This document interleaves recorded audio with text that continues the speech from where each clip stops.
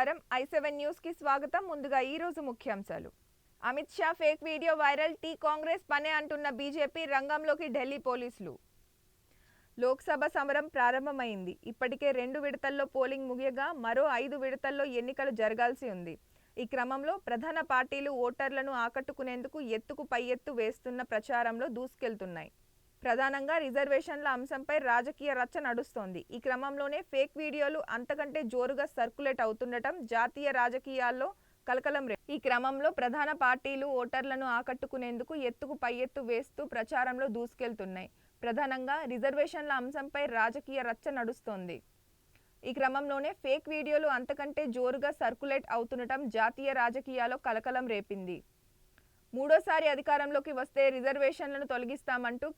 కేంద్ర హోం మంత్రిత్వ శాఖ రంగంలోకి దిగింది ఈ ఫేక్ వీడియోపై ఢిల్లీ పోలీసులకు ఫిర్యాదు చేసింది దీంతో ఈ ఫేక్ వీడియో అప్లోడ్ చేసిన వారి కోసం ఢిల్లీ పోలీసుల విభాగానికి చెందిన intelligence fusion and strategic operations IFSO అధికారులు వేట మొదలుపెట్టారు